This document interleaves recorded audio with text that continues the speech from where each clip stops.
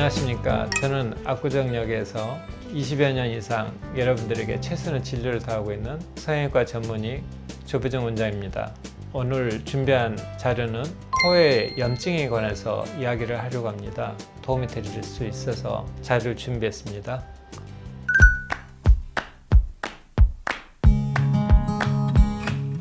코가 땡땡 부었고 그 다음에 코 속에 고름이 나요. 그게 제일 특징적인 급성이잖아요. 그럴 때는 콧기둥이 부어요. 그리고 콧구멍 속에서 고름이 나와요. 그건 금방 알 수 있어요. 그런데 코 속에 가둬놓은 실리콘이 캡슐막이 생긴 다음에 그리고 점점점 이렇게 구축이 생기고 그럴 때는 저도 환자도 알기가 힘들어요. 코가 왜 얇아지지 않지? 더 두툼해지고 또 구축이 좀 있고 술 먹고 나서나 이렇게 저녁에 부어요. 그러면은 감염성 염증이거나 제가 의심을 하고 이렇게 수술을 들어가고 거기에 따른 대비책을 말씀드리고 수술을 한답니다.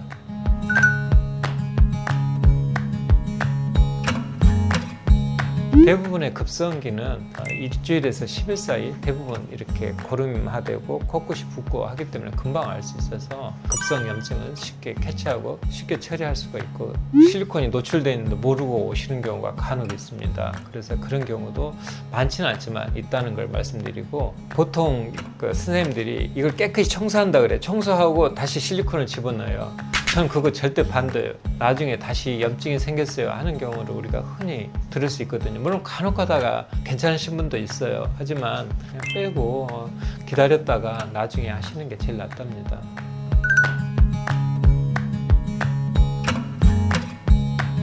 근데 여러분 실리콘은 특성이 피를 모으고 빼내는 성질을 가지고 있어요. 창상, 상처 부위에 실리콘을 삽입해서 일정 기간 한 2, 3일이죠. 그걸 피를 배출을 시키게 되거든요. 배혈. 그때 실리콘을 주로 사용하는데 그런데 우리는 코 수술하면서 콧등 부위에 실리콘을 넣고 꼬매서 봉합을 시켜요. 실리콘을 가둬놓는 거죠.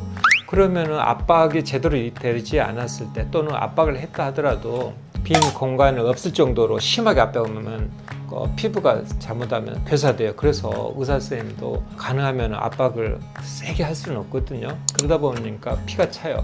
피가 차면은 한 일주일 정도 되면은 고름화 되기 시작해요. 급성 염증이라고 그러는데 이제 피가 고이기 때문에 생기는 거예요. 그런데 실리콘이 유독 심한 이유는 실리콘의 특성 때문에 그래요.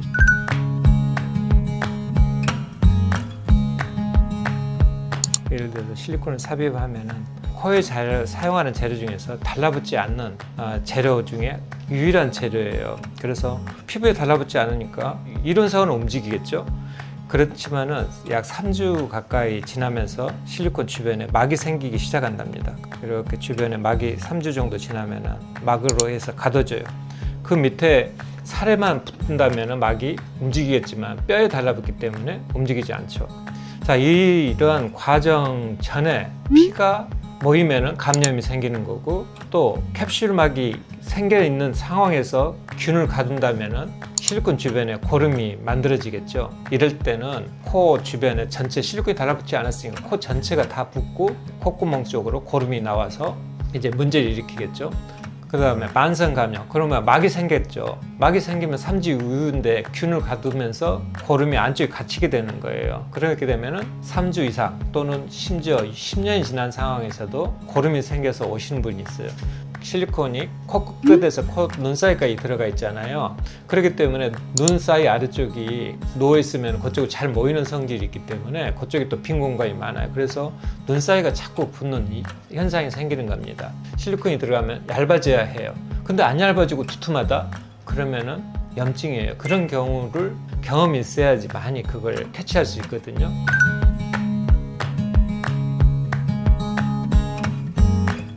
그럼에도 불구하고 우리 의사 선생님이 상담을 여러분들이 다니면은 실리콘으로 대부분 추천해요. 이유는 사용하기가 편하다. 즉 뼈가 중앙에 있지 않고 삐뚤게 돼 있어요. 대부분 뼈가 실리콘이 들어가면은 뼈를 약간 아래쪽 뼈를 녹이는 성질이 있어서 그러니까 더 휴겠죠.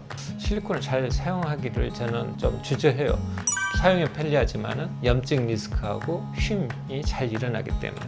그러면은 대체 방향에는 고텍스를 사용하거나 자가 조직을 사용하거나 진피나 근막을 사용하게 이렇게 추천하게 되는 거죠.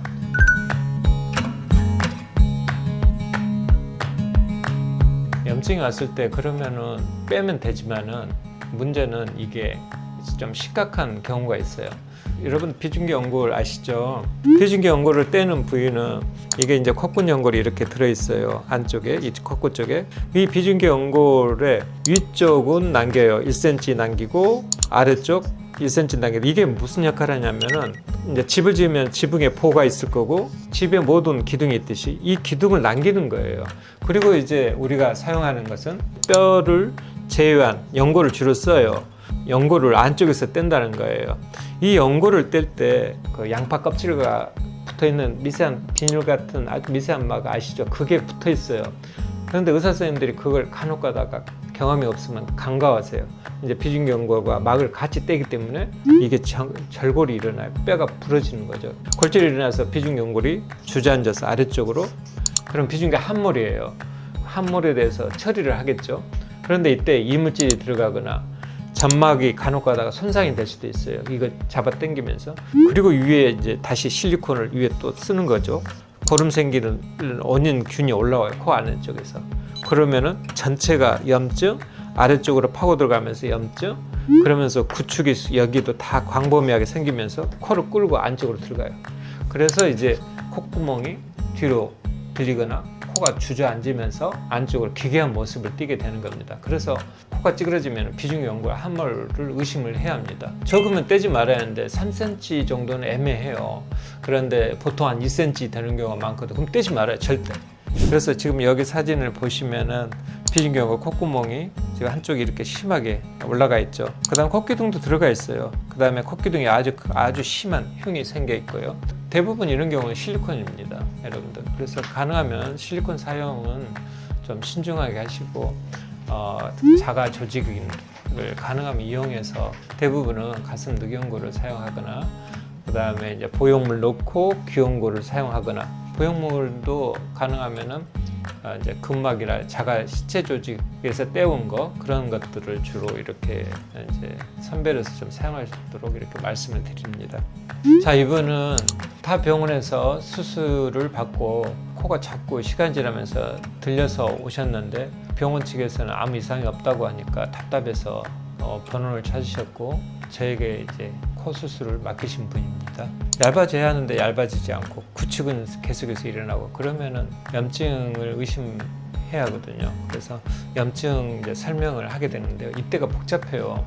그게 속에다 실리콘 주변에다가 진피 조직으로 더 씌워져 있는 경우도 있을 수가 있으니까. 하지만은 구축도 와 있으니까 그러면은 실리콘이 염증일 거다 이렇게 생각을 하고 그 안까지 제시를 하는 거죠.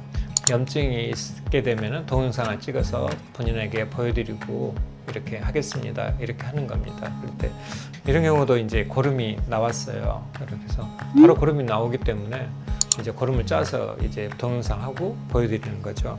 그랬을 때 비중계 연골이 그러면은 괜찮냐 안 괜찮냐 이걸 생각을 하는데 비중계 연골이 대부분 훼손돼 있는 경우가 많아요. 비공이 많이 열리는 경우는 왜냐하면 구축이 많다는 뜻이고 비공을 따라서 점막 부위 비중격에 점막 부위가 구축이 생기기 때문에 그래서 콧구멍이 같이 딸려 들어가는 경우가 많거든요. 그래서 이제 비중격도 제거를 해야 한답니다. 자, 이럴 때 그 안쪽을 다 고름이 이제 기어 나와서 그러니까 실리콘 빼면서 고름이 주변에 다 조직에 감염을 시키잖아요. 그러면은 이때 수술을 해야 할지 말을지는 상당히 의사로서 어떻게 해야 할지 고민을 많이 하게 됩니다. 저는 실리콘을 주로 잘 사용하지 않기 때문에 그다음에 해부학적인 원리로 인해서 코끝을 수술하고 또 비중격을 훼손하지 않아요. 그렇기 때문에 이런 심각한 사례를 한 케이스도 만들어 본 적이 없어요. 여하튼 결과는 대만족입니다. 네, 아주 좋습니다. 제가 간단하게 염증이 왜 심각하고 왜 또 재료적인 특성이 어떻게 선택을 해야 할 것인지 또 비중계 연골은 제한적으로 왜 사용해야 하는지 도움이 되고자 조금 간략하게 소개를 해드리겠습니다. 저는 코코 성형외과 전문의 조배정 원장입니다. 고맙습니다.